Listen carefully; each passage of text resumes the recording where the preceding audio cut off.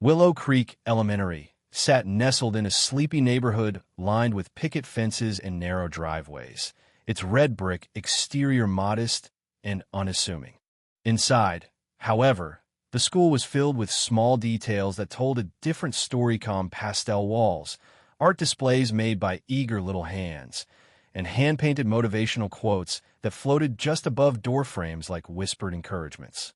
Addison Myers arrived that morning before sunrise, her practical flats clicking softly against the tile. A third-grade teacher in her late 20s, she moved with quiet intention, her hair pulled into a low bun and a large thermos of tea tucked under her arm. She liked this time of day of silence before the storm, the breath before the chorus. She spent it adjusting chairs, reviewing her lesson plan, tidying up her reading corner, and setting out the day's worksheets with meticulous care. Her classroom always glowed with warmth, not just from the string lights she'd hung around the whiteboard, but from the sense of purpose that permeated the space. By 7:45 a.m., students began filing in. Some raced to their desks, others took their time chatting with friends, dropping their bags with theatrical groans. Addison greeted each one by name, offering a soft smile or a brief shoulder touch. Then she noticed a small girl standing just beyond the threshold of the classroom door, clutching a backpack nearly half her size. "Hi there. You must be Ella, right?" Addison asked gently. The girl gave a tiny nod but didn't step inside. Her posture was stiff, her eyes scanning the room as if assessing for threats. Most new kids were hesitant, but this wasn't ordinary nervousness, it was hypervigilance. Addison didn't push. She simply continued welcoming students, allowing Ella's space to acclimate. When the bell rang and the warm-up activity began, Addison noticed Ella hadn't taken her seat. Instead, she stood next to her assigned desk, hands resting lightly on the chair's back. Her legs trembled slightly, and her clothinga loose shirt and oversized jeans hung awkwardly off her small frame. Addison approached slowly, crouched beside her. "Would you like to sit, Ella? We're just getting started." The girl's eyes flicked downward. I can't sit too long." It was a whisper, barely audible, but the words clung to Addison like burrs. Throughout the day, Addison watched closely. During story time on the carpet, Ella remained standing at the edge. During math, she hovered beside her desk, never once resting. When asked about it during a worksheet review, she murmured again, "He says I'm lazy if I sit." Addison's heart twisted. She had taught long enough to know the difference between preference and trauma. Some children fidgeted. Some stood to stay focused. But Ella wasn't shifting out of restlessness, she was frozen by fear. That afternoon, Addison brought her concerns to the school nurse, Mara Delaney. Together, they discussed the possibility of physical abuse or extreme psychological conditioning. Mara admitted that Ella had come from a recent foster placement, one that had ended abruptly but with no official complaints on record. The home visit by the district had found nothing concerning. Addison's instincts told her otherwise. The next day, Addison started a private log.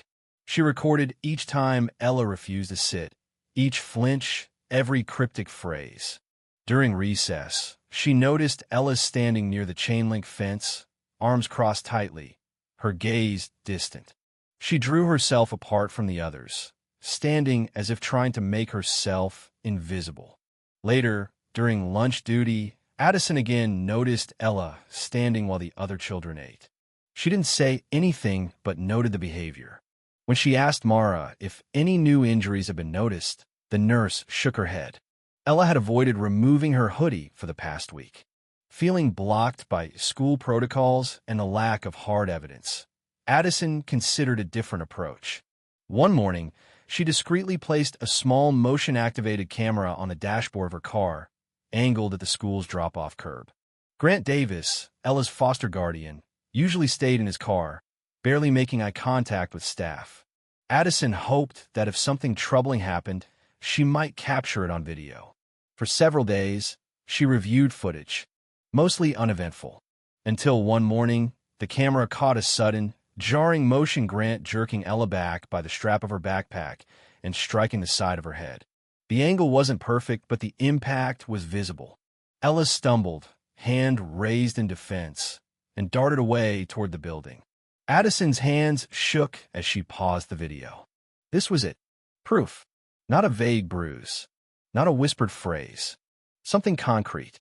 She backed up the footage twice in a USB and in a secure cloud drive. Then, with Mara's help, she compiled a full report including nurse documentation, her personal log, and the video itself. This time, she bypassed the local child welfare office and contacted her sister Jordan Myers, a child advocate in another county. Jordan confirmed what Addison feared. The reason past reports had gone nowhere was because Davis's brother-in-law worked in the intake office. Complaints had been quietly redirected or dismissed. Jordan connected the case to an independent child welfare investigator and a local detective. A surprise visit was scheduled to Davis's home. Addison tried to remain calm at school, teaching long division while her heart pulsed like a war drum. By that afternoon, she got the call. Ella had been removed from Davis's home under emergency protocol. He would face charges. His connection to the intake office was now under internal investigation. Addison wept in her car after school, but relief soon gave way to a new problem.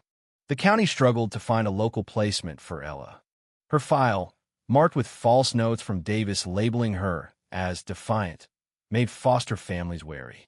The threat of her being sent to a group facility loomed.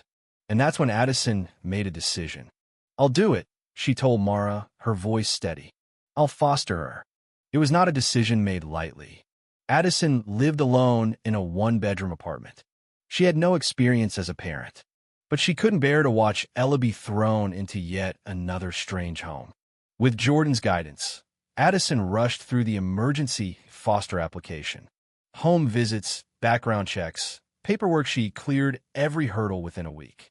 And then, one evening, a caseworker knocked at her door. Ella stood beside her, duffel bag in hand, shoulders hunched like always.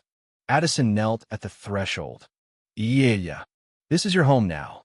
Inside, she showed Ella the space she'd prepared: a twin bed near the window, a small shelf with books and a teddy bear, a drawer with fresh clothes. Ella didn't say much, but she didn't flinch. When Addison told her she could sit wherever she liked, whenever she liked, Ella nodded. That night, Ella finally curled up on the couch and watched a cartoon. Addison pretended not to stare, even as tears gathered in her eyes. A child sitting comfortably on a couch shouldn't feel like a miracle, but in that moment, it was. Weeks passed. Slowly, Ella began to thaw. She spoke more, sat more, laughed occasionally. At school, she doodled a stool covered in hearts and flowers. At the top, she had written, "A good stool." It was more than a drawing. It was a declaration. But the battle wasn't over. Grant Davis filed an appeal, accusing Addison of manipulating the situation. He claimed Ella was mentally unstable. The court reviewed the evidence. This time, the reopened files from previous fosters revealed a pattern: abuse, neglect, covered up by connections. Davis's appeal was denied. The judge ordered a full investigation into the intake office. Addison and Ella celebrated with pizza and a movie. Ella chose it herself. She even fell asleep on the couch, curled up in a way that told Addison everything she needed to know. Ella finally felt safe. As the sun rose the next morning, they walked to the car together. Ella turned to Addison, a small smile on her face. "I'm okay now." And in that quiet moment, Addison knew she was too.